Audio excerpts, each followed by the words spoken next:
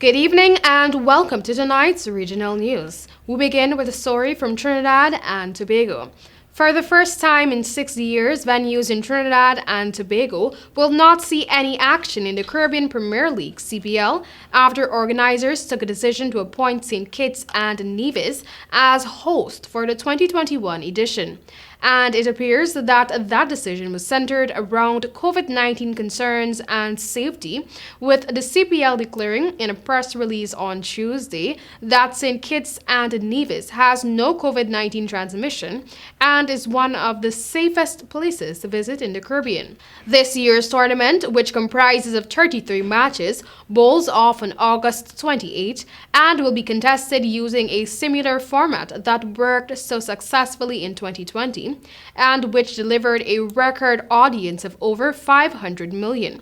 The switch in host country brings to an end Trinidad and Tobago's run of 5 consecutive years of having responsibility for some aspect of the tournament, having hosted the last 5 finals, 2016 and 2017 at the Queen's Park Oval and 2018 to 2020 at the Brian Lara Cricket Academy. Trinbago Knight Riders is the defending champion, having upstaged St. Lucia Zouks in the grand finale last year in a historic season where they played unbeaten throughout the entire tournament. Still in Trinidad, COVID-19 vaccinations are winding down now as a quota of people to receive their first dose nears. The country had in its possession an estimated 75,600 doses of the Oxford AstraZeneca vaccines. There were 2,000 doses gifted by Barbados, 33,600 from the COVAX facility, and 40,000 donated from India. However, with the vaccine requiring 2 jabs and more doses yet to arrive in the country, half of these are being reserved as a second dose for those already inoculated. The second doses would begin to be administered from June 7. According to the Ministry of Health's daily update, up to 4 p.m. on Monday, some 41,549 people were vaccinated. In Haiti, a wave of kidnappings is sweeping Haiti, but even in a country growing inured to horrific abductions, the case of 5-year-old Oslina Januus sparked outrage. Oslina was snatched off the streets of Port-au-Prince in late January as she was playing. The child's corpse, bearing signs of strangulation, turned up a week later, according to her mother. Nadej St. Hilary, a peanut vendor who said she could not pay the $4,000 ransom. She is now hiding after receiving death threats, she said, from the same gang that killed her daughter.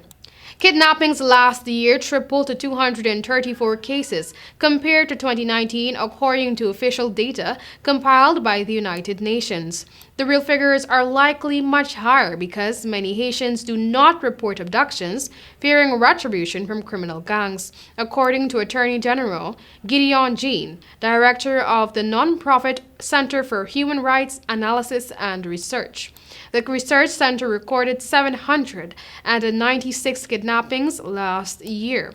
President Jovenel Moïse has said repeatedly that his government is doing all it can and has put more resources into anti-kidnapping efforts. Still, he publicly acknowledged that, quote, kidnappings have become generalized, end of quote, and that efforts to combat persistent insecurity have been ineffective.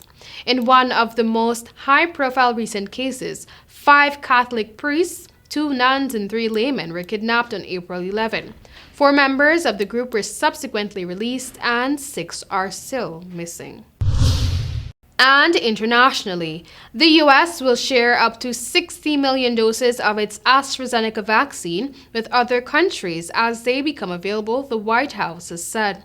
The doses will be able to be exported in the coming months after a federal safety review. Critics have accused the government of hoarding the vaccine, while other countries are desperate in need. Last month, President Joe Biden pledged to share about 4 million doses of the AstraZeneca vaccine with Mexico and Canada, both of which have approved the jab. The crisis in India has also piled pressure on the Biden administration to share U.S. health resources.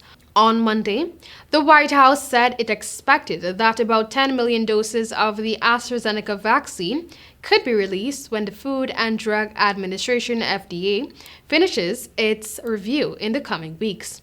It said that another 50 million doses were in various stages of production. That was all for tonight's regional news. Thank you for joining.